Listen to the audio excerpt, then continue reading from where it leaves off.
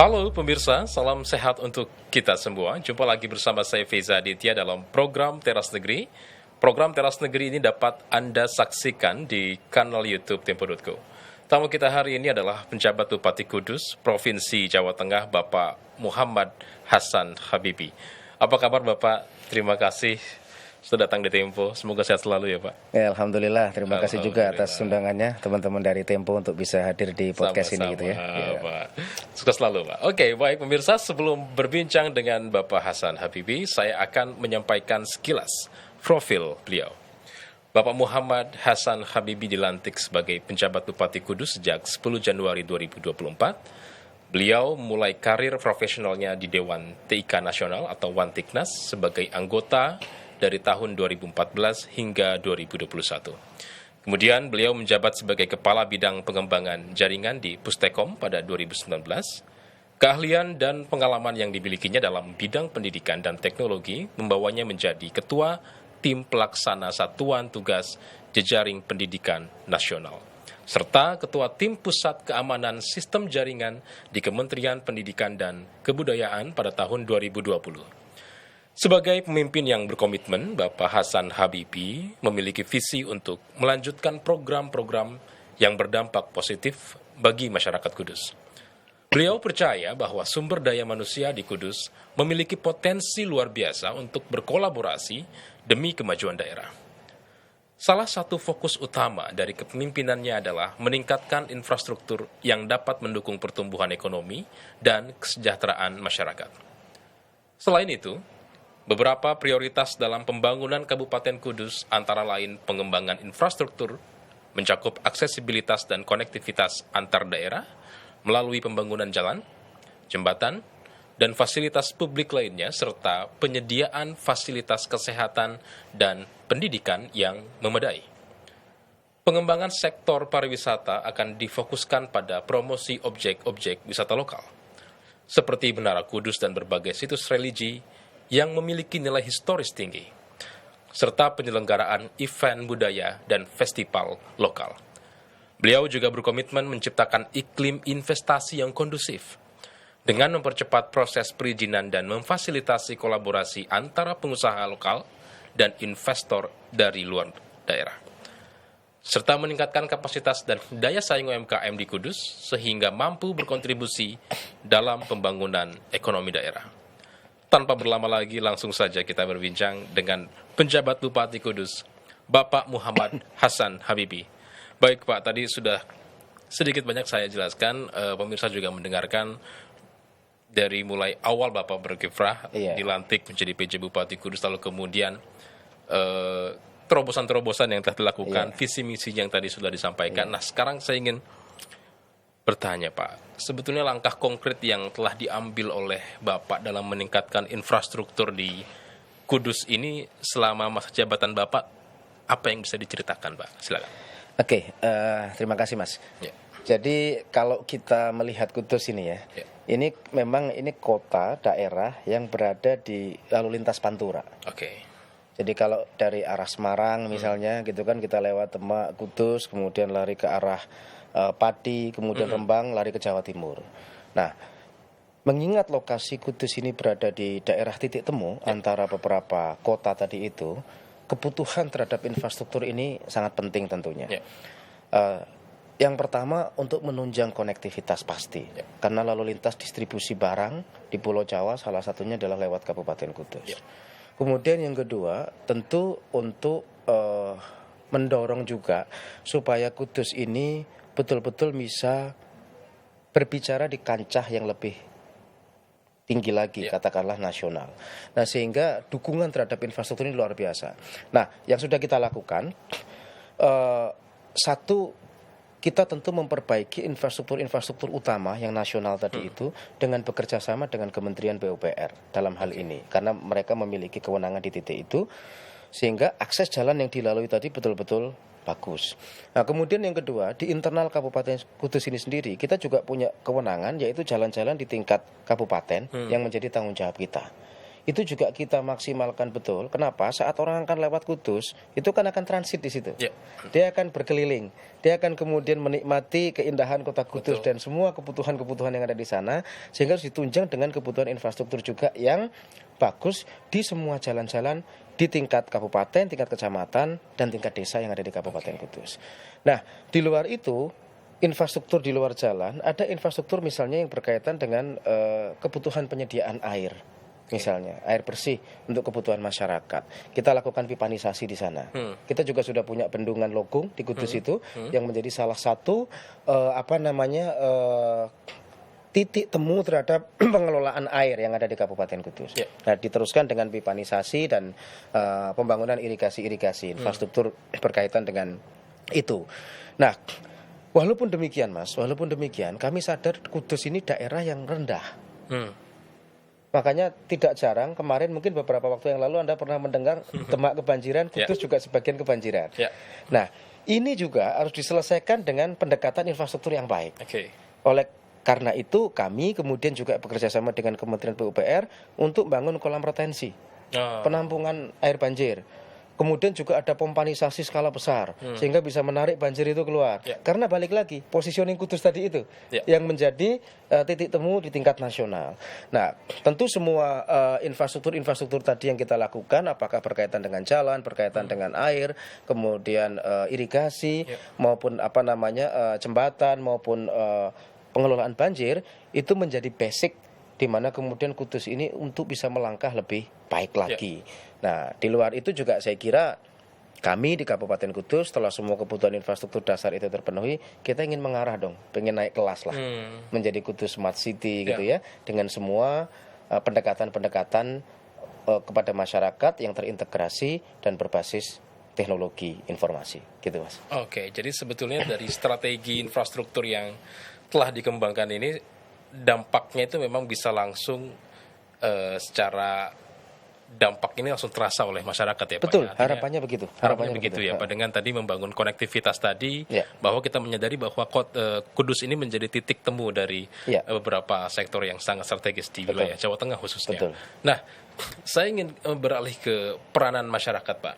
Jadi sebetulnya apa yang bisa kita lihat dari peran masyarakat dalam mendukung pengembangan infrastruktur ini yang telah dibangun ini atau mungkin akan dilakukan ke depannya Pak? Ya.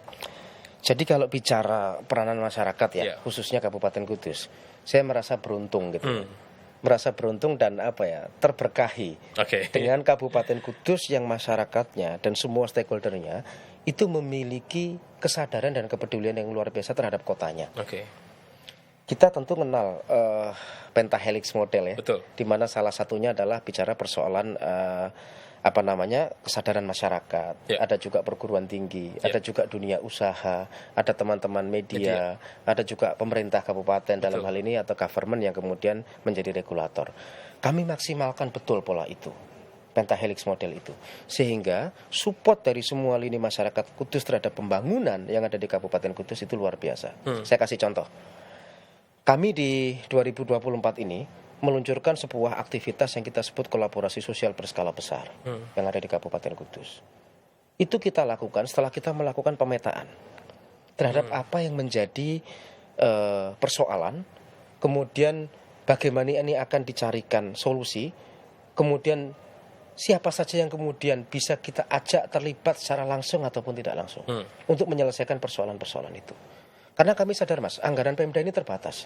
Saya kira mungkin nanti kalau jenengan tanya di PJ-PJ yang lain akan berhadapan dengan sebuah constraint yang serupa. Oh, kita memiliki keterbatasan, memiliki itu. Tapi ini tidak menjadi penghalang buat kita. Justru ini menjadi pelecut gimana caranya dengan semuanya keterbatasan itu bisa kita selesaikan dengan kolaborasi sosial berskala besar tadi ini.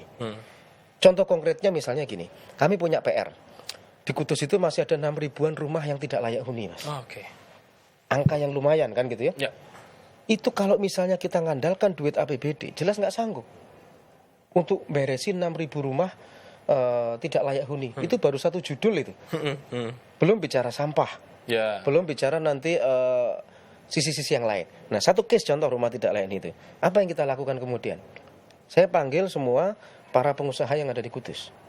Apakah itu dari Jarum, dari Sukun, kemudian lembaga sosial kayak Basnas gitu ya, terus kemudian NU, Muhammadiyah, semua. Ayo kita rembukan duduk bareng, termasuk diantaranya ada Politron, Noroyono, pokoknya semua stakeholder, baik yang pengusaha, organisasi sosial, maupun para aktivis masyarakat, ayo duduk bareng. Kita punya 6.000 rumah nih, yang nggak selesai, atau tidak layak huni.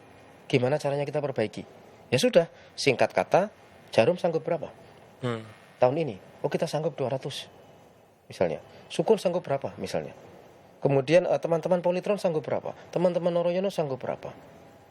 Akhirnya dengan cara itu keterbatasan APBD yang kita miliki bisa sedikit banyak tertanggulangi dengan kolaborasi sosial. Kemudian persoalan sampah atau misalnya persoalan penghijauan. Saya kasih contoh juga penghijauan ini, Mas. Kita sama-sama tahu lah jalan-jalan kita ini di daerah-daerah di perkotaan ini kan pohonnya rimbun. Kalau udah mulai masuk hujan begini, rawan tumbang sehingga khawatir terjadi hal-hal yang tidak diharapkan ke pengendara. Sama, kita panggil Anda yang punya pabrik di jalan ini, Anda yang punya kantor jalan ini, Anda yang punya usaha jalan ini, ayo kita ngumpul. Kalau ngandalkan duitnya sekali lagi Pemda, bisa kita selesaikan tapi mungkin waktunya. Kan gitu. Kita bagi tanggung jawab masing-masing. Karena lokasi pabrik Anda ada di sekitar jalan ini, yuk bagi tanggung jawab ya sama kita. Kira-kira gitu. Anda bereskan. Karena yang akan lewat situ mayoritas pekerja Anda juga. Di luar anak-anak sekolah kan gitu kan. Anda yang punya kantor di sebelah sana, tolong dong beresin ini. Perimbasan pohon. Sehingga kalau itu kita lakukan setiap hari, setiap minggu, itu cepat Mas prosesnya. Mas. Bagaimana kita mengatasi persoalan perimbasan pohon gitu ya dalam rangka menghadapi musim penghujan. Yang ketiga juga misalnya urusan infrastruktur daerah tadi banjir misalnya. Banjir ini problem tidak hanya urusan pusat karena kadang-kadang Kudusnya tidak banjir tapi kena kiriman. Kan gitu ya. Sehingga airnya melimpah. Ini kan PR. Kita tenang-tenang mau nggak mau kan. Akhirnya apa yang kita melakukan? Ayo kita gotong royong dengan warga. Sehingga masing-masing warga kemudian melakukan penguatan tanggul, kira-kira gitu. Kemudian kita bikin bersih-bersih desa. Dan itu kemudian menjadi tanggung jawab bersama yang itu kemudian juga diterjemahkan dalam penggunaan anggaran desa untuk penguatan infrastruktur. Saya kasih persentase saja. Tahun 2022 anggaran desa kita untuk infrastruktur 35%. Di 2024 ini naik menjadi 40,7%. Karena kesadaran yang dibangun secara kolektif tadi itu. Nah, belum lagi ya teman-teman di perguruan tinggi yang selalu ngasih advice, teman-teman di legislatif yang selalu memberikan pengawasan dan pendampingan kita bagaimana menyerap aspirasi dan memberikan clue-clue kira-kira masyarakat kebutuhannya ini loh kira-kira kan gitu. Nah, ini yang terus-menerus kemudian kita kolaborasikan sehingga tadi partisipasi tidak hanya warga tapi masyarakat, dunia akademis, dunia industri, teman-teman media dan pemerintah kabupaten tersinergi untuk menyelesaikan persoalan-persoalan di Kudus. Artinya model pentahelix ini benar-benar efektif untuk dijalankan di Kudus. Insya Allah ini kita betul-betul efektifkan betul sehingga semua lini bisa memberikan peran dan porsinya yang maksimal gitu. Pak, berarti tadi sudah disampaikan juga bahwa kesadaran sosial ini akhirnya menimbulkan kolaborasi sosial berskala besar tadi. Dari berbagai macam stakeholder, dari mulai bahkan masyarakat dan warganya pun ikut terlibat ya Pak ya, untuk menunjang infrastruktur di Kabupaten Kudus. Nah, saya tertarik Pak bicara soal tadi pentahelix, lalu kemudian mungkin nextnya kita akan sedikit banyak bicara soal sumber daya manusia ya. Karena salah satu visi Bapak itu kan mengembangkan potensi sumber daya manusia di Kabupaten Kudus. Nah, apa sih Pak yang bisa memastikan program-program ini, program-program yang Bapak lakukan dalam pengembangan pendidikan ini dapat diterima oleh masyarakat luas? Kudus itu juga Mas, ini salah satu blessing kita juga ya. Itu sebuah daerah yang memang mewarisi DNA pendidikan dari zaman dahulu kala. Ada satu istilahnya ya, semboyan masyarakat Kudus itu terrefleksi dengan istilah yang namanya Gus Jigang. Gus Jigang itu bagus, ngaji, dan dagang. Zaman dulu ngaji ya, seperti ya, kira-kira gitu. Artinya DNA ngaji atau belajar itu ada di masyarakat Kudus sejak zaman dahulu kala. Dan ini kemudian terprofiling dengan sekian banyaknya lembaga pendidikan yang ada di Kabupaten Kudus. Mungkin kita mengenal yang mayoritas di telinga masyarakat Kudus itu banyak pondok pesantren. Ya. Dan gitu ya, terutama pesantren penghafal Al-Qur'an. Ya. Itu mayoritas ada di Kudus. Tapi jangan salah. Anda bisa cek, bisa browsing akhir-akhir ini SMK terbaik yang ada di Indonesia itu adanya di Kabupaten Kudus. Saya kasih contoh. Oke. Mungkin jenengan pernah dengar SMK RUS yang itu fokus pada pengembangan animasi. Ya. Ada juga SMK di Wisuda Karya yang fokus pada pengembangan robotik dan teknologi. Ada juga SMK NU Banat yang beberapa kali beritanya kita juga sempat dengar mewakili Indonesia di beberapa gelaran fashion show yang ada di luar negeri. Ini salah satu contoh bagaimana kemudian sekolah-sekolah yang ada di Kabupaten Kudus betul-betul menjelma, gitu ya, Oke. dengan spirit semangat yang kemudian mereka sudah miliki, sehingga bisa memberikan sumbangsih di tingkat nasional maupun di tingkat internasional. Oke. Ini berawal dari tradisi tadi yang saya katakan Gus Jikang tadi itu. Nah di luar itu tentu ikhtiar sekali lagi Mas yang dilakukan oleh pemerintah kabupaten untuk memberikan suntikan gitu ya. Kalau semangatnya kan sudah, tradisinya kita udah punya. Sudah punya modalnya. Modalnya kita udah punya. Karena Sunan Kudus itu kalau bahasa orang itu waliul ilmi. Betul. Seorang ulama, seorang wali Allah yang memang fokus terhadap penguatan ilmunya luar biasa. Itu kan dari 500 tahun yang lampau kira-kira. Karena Sunan Kudus waliul ilmi sehingga masyarakat Kudus itu kira-kira yang ngajinya bisa dibayangkan lah kira-kira gitu. Nah, pemerintah hanya tinggal memberikan suntikan semangat dan kebijakan supaya kemudian kita memiliki standar kualitas yang lebih tinggi lagi. Oke. Apakah itu di lembaga-lembaga satuan pendidikan keagamaan ataukah mungkin lembaga pendidikan umum atau formal. Nah, di luar itu pun kami juga disupport sekali lagi dengan kolaborasi sosial skala besar tadi itu. Sehingga kita siapin beasiswa, kan gitu ya. Kita siapin kemudian peta lapangan kerja nanti kalau anak-anak belajar di SMK Anda akan kemana. Yang berkebutuhan silahkan kemudian tadi ada bantuan pendidikan di sana. Ada model kayak roadmap lah ya. Orang tua asuh juga ya untuk kemudian mendampingi adik-adik kita supaya selesai pendidikannya. Banyak strategi yang kemudian diramu sekali lagi untuk menjamin atau menggaransi dunia pendidikan kita di Kudus ini berjalan dengan baik. Apalagi ini Mandikdasmen sekarang ini nih, gitu ya. Pak Profesor Abdul Mukti ini kan orang Kudus. Betul. Ya gitu kan. Saya sudah sampaikan kepada beliau gitu ya. Sudah sampaikan beliau. Apa bocorannya, Pak? Ya artinya ya kita berharap tentu Kudus bisa menjadi salah satu kabupaten dengan kualitas pendidikan yang bisa dijadikan percontohan di tingkat nasional. Jadi saya pernah sampaikan kepada beliau juga dan saya yakin itu bisa kita lakukan untuk Kabupaten Kudus. Karena modalnya sudah ada, dorongan-dorongan insentif dan mungkin tadi infrastruktur juga sudah disiapkan juga. Kami juga ini Mas, mungkin karena saya orang Kementerian Pendidikan ya, karena saya basisnya dari situ. Saya menaruh fokus juga yang luar biasa terhadap peningkatan kualitas guru Mas. Ini menarik. Apa yang bisa diceritakan? Jadi waktu kemudian saya datang pertama kali, saya lihat banyak guru di Kabupaten Kudus itu yang tidak memiliki NUPTK Mas. Ini banyak Mas, hampir 1.000. Hampir 1.000 guru wiyata itu yang tidak punya NUPTK. Padahal mereka udah ngajar 10 tahun, udah ngajar 15 tahun. Ini di mana kehadiran negara atau pemerintah dalam hal ini kok sampai mereka guru-guru ini tidak bisa mendapatkan NUPTK. Setelah kita cari akar persoalannya, alhamdulillah hari ini hampir 1.000 guru itu sudah memiliki NUPTK di Dapodik. Sehingga kalau mereka punya NUPTK, mereka bisa kemudian ikut P3K gitu ya, yang hari-hari ini lagi berproses gitu, atau mengikuti program-program afirmatif lainnya yang dilakukan oleh pemerintah. Kemudian untuk peningkatan kualitas gurunya saya juga bikin pelatihan yang paling fresh kemarin adalah kita bikin pelatihan 1.000 guru. Terus pelatihan untuk 100 kepala sekolah. Kita bikin jambore pendidikan provinsi di Kabupaten Kudus juga. Sekali lagi untuk menyuntik semangat gitu ya. Kemudian menaikkan vibe positif gitu ya.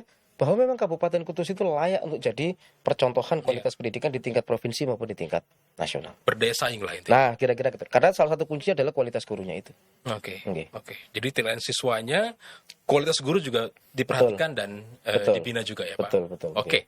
Nah, ini menarik, Pak. Kita sedikit geser ke aspek industri nih, Pak. Iya. Kita tahu bahwa Kudus ini kan terkenal dengan industri rokok, di bidang rokok dan makanan lah khususnya. Nah, bisa diceritakan mungkin Pak, bagaimana Bapak melewati berbagai macam tantangan dalam mengembangkan sektor industri yang ada di Kudus ini? Mungkin ya bisa di-share ke kami. Iya, sama saya kira mirip dengan spiritnya Gus Jigang awal tadi itu.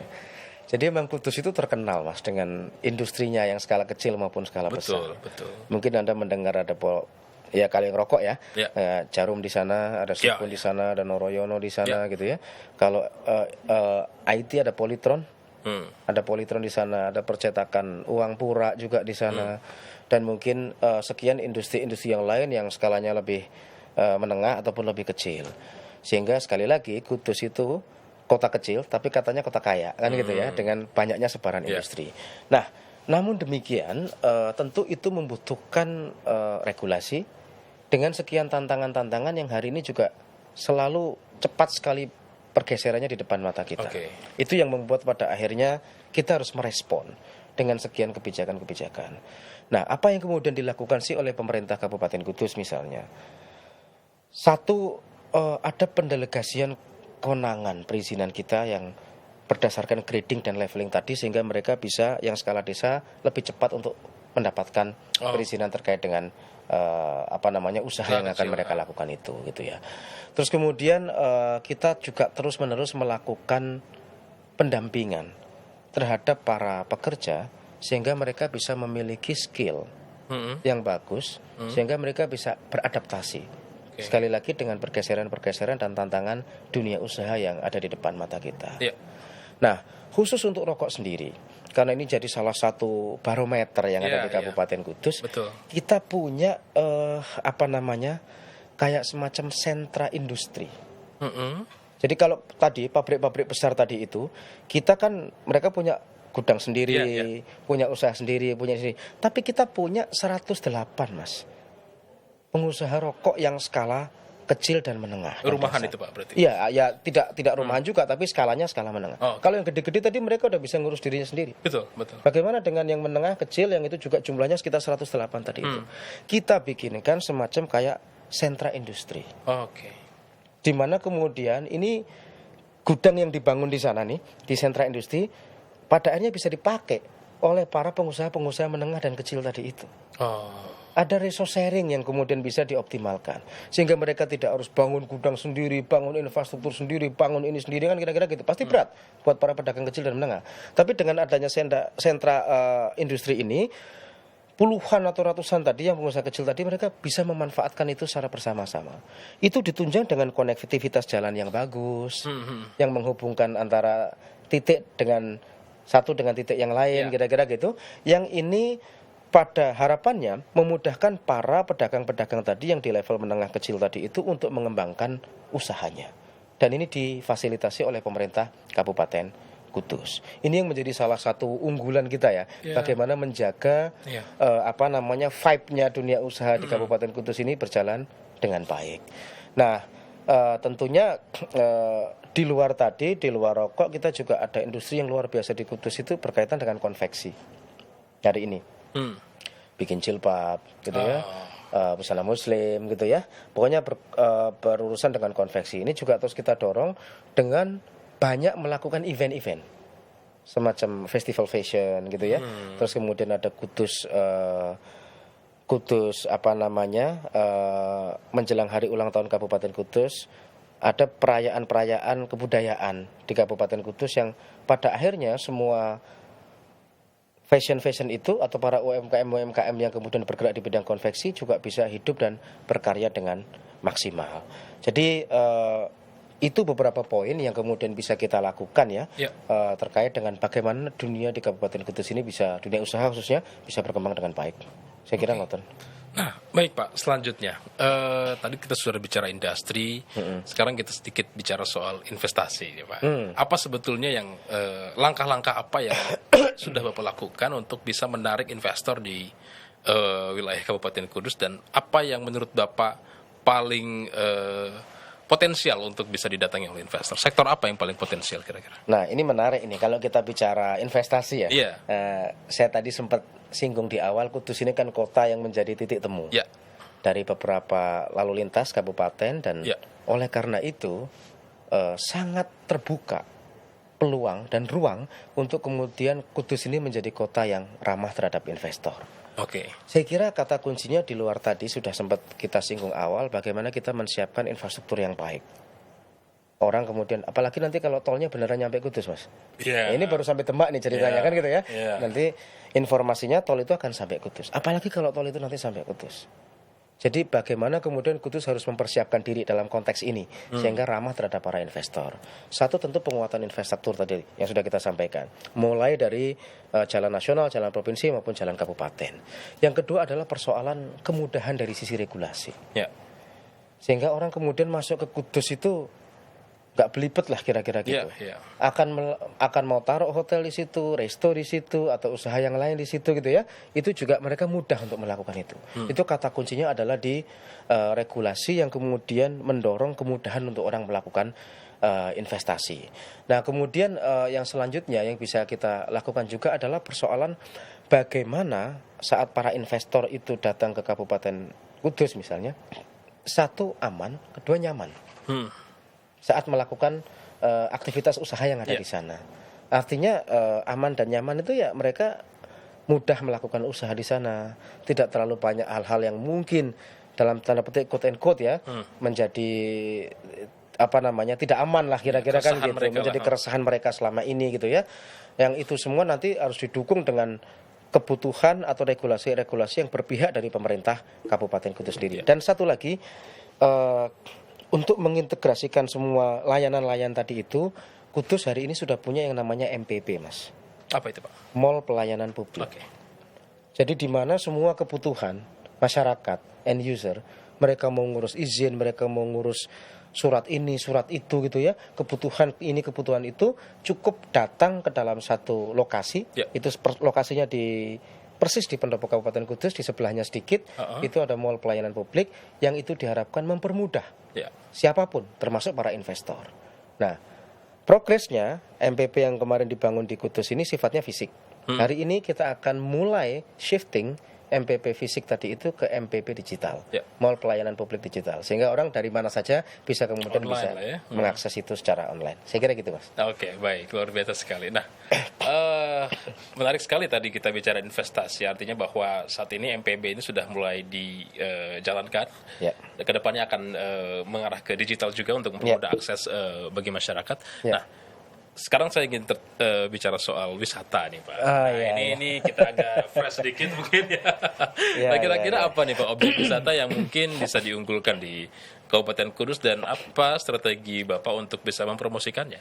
Ya, satu Mas, orang itu kalau ke Kudus nih hari-hari ini, taunya apa sih? Itu pasti ke Sunan Kudus dulu. Iya, betul Pak. Ya kan? Iya. Jadi, tapi itulah kekayaan kita.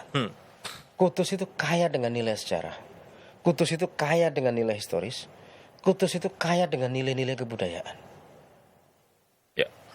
Banyak negara lain, mohon maaf, yang tidak miliki itu semua. Mereka baru bikin-bikin, terus kemudian dijual. Dan kira-kira kan gitu. Itu negara lain. Tapi kita udah punya. Kalau kita misalnya ke Sunan Kudus, kita lihat menara Kudus dan masjidnya, yang itu benar-benar tidak berubah dari sekitar 500 tahun yang lampau. Itu di luar orang kemudian mereka berziarah ke makam Sunan Kudus, mereka ingin melihat warisan budaya itu dalam bentuk arsitektur yang kemudian mencerminkan perpaduan beberapa agama yang sampai hari ini warisan toleransinya itu dirasakan oleh masyarakat Kudus dari Kanjeng Sunan Kudus itu sendiri. Jadi saya kira kalau bicara wisata yang ada di Kudus, yang pertama tentu adalah tadi persoalan wisata religi tadi itu. Dan itu orang sudah tahu semua. Nah, tinggal kita bagaimana pemerintah Kabupaten Kudus menyediakan pelayanan yang baik. Sehingga pada saat mereka para peziarah itu datang ke daerah Menara Sunan Kudus, mereka bisa melakukan aktivitas itu dengan nyaman. Pun sama juga dengan yang di daerah Muria ya, Sunan Muria. Nah, di luar potensi ziarah itu, Kudus itu juga kalau kita melihat kontur daerahnya ya, ada yang daerahnya rendah dekat sungai yang awal masuk kota Kudus, ya ada yang kemudian stabil, ada yang naik ke atas, daerah pegunungan. Daerah pegunungan itu ada 2 kawasan di daerah Kudus itu yang betul-betul menjadi orang hadir ke sana. Satu daerah Colo, itu semuanya di kawasan pegunungan Muria itu. Satu daerah Colo, yang kedua daerah Rahtawu. Itu 2 daerah yang sama-sama kalau di Jakarta mungkin puncak ya. Ya. Tapi saya berani pastikan bahwa daerah Rahtawu gitu ya, itu lebih bagus dari puncak gitu ya. Kenapa? Karena alamnya masih benar-benar fresh. Ada puncak-puncak gunung yang memang sangat eksotis, di mana kemudian orang di sana kalau pengen nyari situasi alam yang sangat terbuka, kira-kira gitu, dan belum terlalu banyak bangunan di sana, sehingga orang betul-betul bisa fresh lah kira-kira datang ke sana.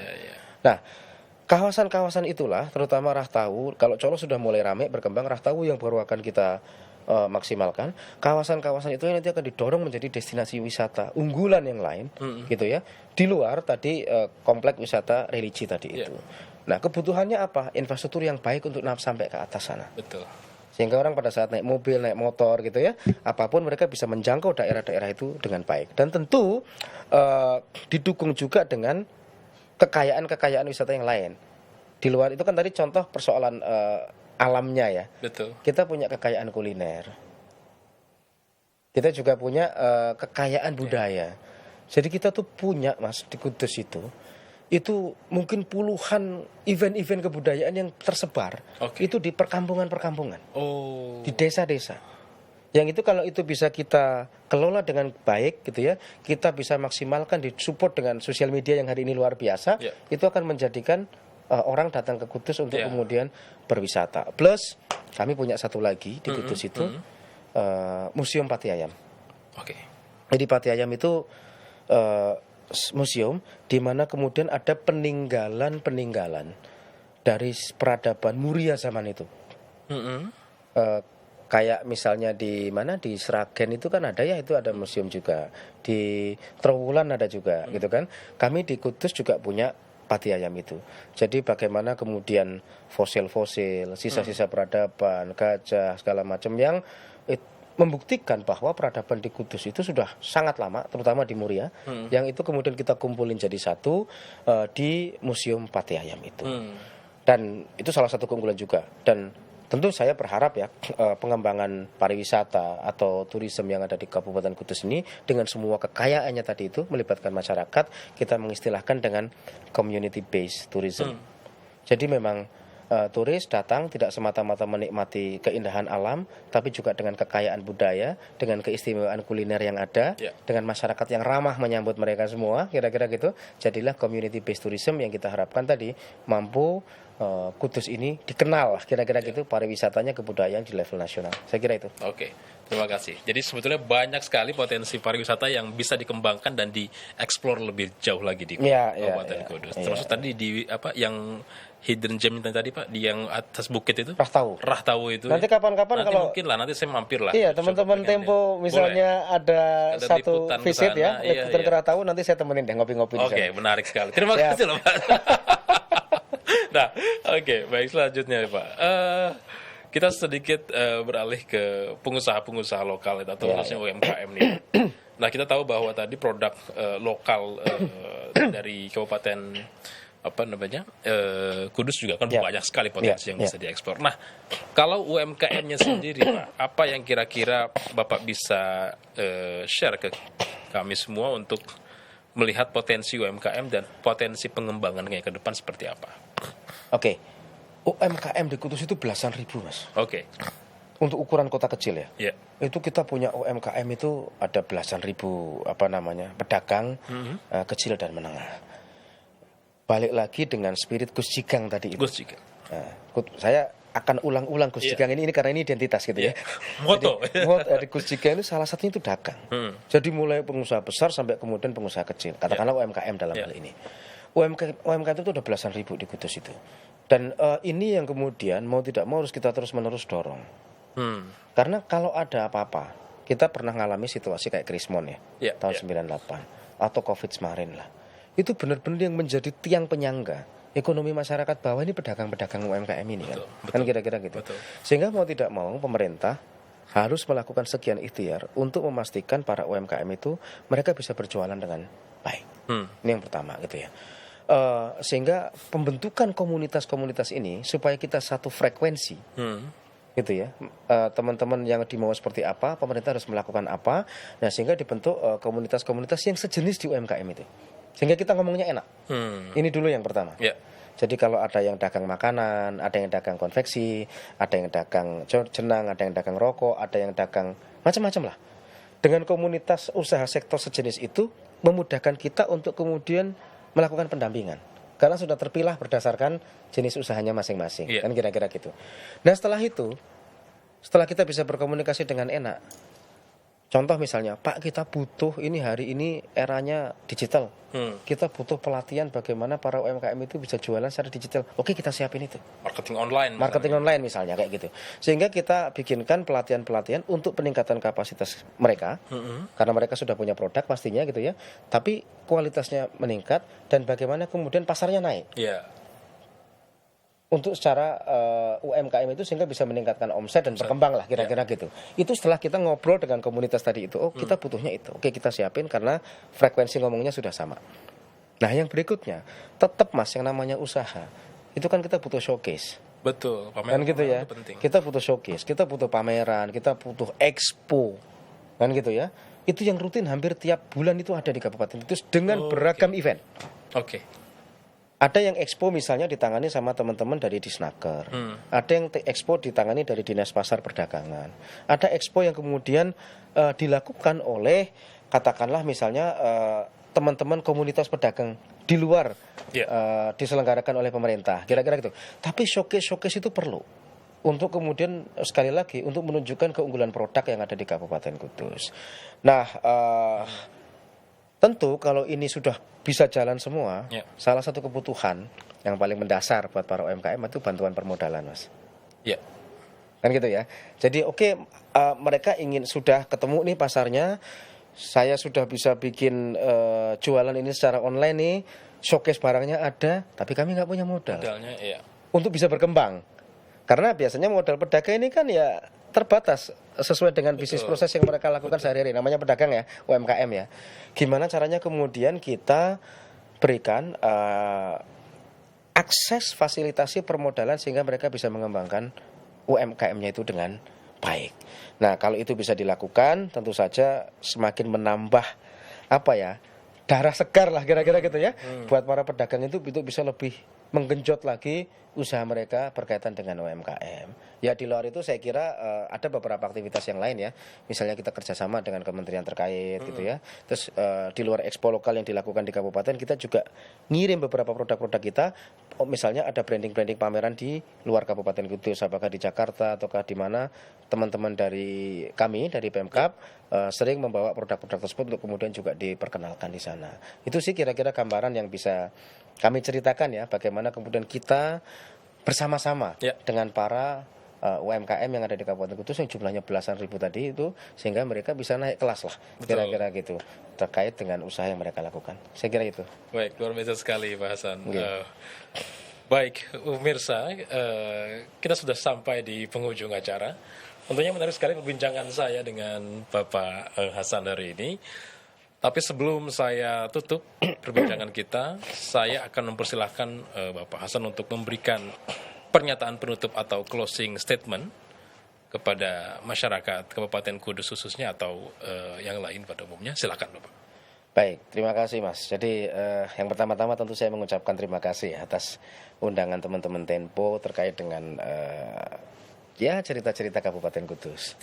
Nah, yang tentu yang ingin menjadi kami sampaikan di penghujung diskusi kita adalah saya selama di Kudus ini kurang lebih 10 bulan sudah belajar banyak hal dari Kabupaten Kudus, masyarakatnya, industrinya, kebudayaannya, keagamaannya, dan semua sektor yang ada di sana. satu hal, Kudus itu adalah kota kecil yang sangat kaya. Kaya dengan potensi, kaya dengan dunia usaha, kaya dengan religiositasnya, kaya dengan sumber daya manusianya, kaya dengan pariwisatanya juga. Nah, siapapun pemerintah daerah yang memimpin, kira-kira gitu, karena ini lagi musim pilkada juga gitu ya, nanti akan lahir bupati, wakil bupati baru, siapapun yang akan menjadi pemimpin di Kabupaten Kudus ini, kok saya merasa Anda terberkati. Anda dapat blessing dari Kabupaten Kudus dengan semua kekayaannya. Tinggal bagaimana kita menyatukan semua potensi-potensi yang berserak. Bagaimana kita mengkolaborasikan semua unsur-unsur yang ada di Kabupaten Kudus ini untuk dibawa menjadi kesejahteraan masyarakat Kudus ini sendiri. Nah, ini kalau bisa dilakukan, saya kira ini akan membawa ke Kabupaten Kudus ini menjadi naik kelas, lebih baik lagi, lebih maju lagi, dan lebih dikenal lagi tentunya. Banyak kita belajar dari negara lain, satu kota yang betul-betul bisa menjadi cahaya buat negaranya. Saya juga berharap dengan hal yang sama. Kudus, kota kecil di satu sudut Provinsi Jawa Tengah, ini akan bisa menjadi cahaya untuk Provinsi Jawa Tengah, bisa juga menjadi cahaya untuk negara Indonesia, dengan kekayaan tadi yang dimiliki, asal itu mampu dikelola, dikolaborasikan, dan menyatukan semua potensi yang ada di kabupaten itu dengan sebaik-baiknya. Dan saya kira aktivitas kita pada hari ini juga salah satu cara untuk kemudian kami dari pemerintah Kabupaten Kudus untuk mengarah ke sana. Jadi saya mengucapkan terima kasih buat teman-teman Tempo atas undangan dan diskusinya yang luar biasa pada kesempatan hari ini. Terima kasih. Itu aja, terima kasih. Terima kasih Pak Jak. Baik, pemirsa, tidak terasa waktu telah menuju pada akhir perbincangan. Tentunya program Teras Negeri akan kembali dengan sejumlah kepala daerah yang memberikan inspirasi untuk kemajuan negeri. Saya Feza Aditya beserta kru pamit undur diri dan sampai jumpa.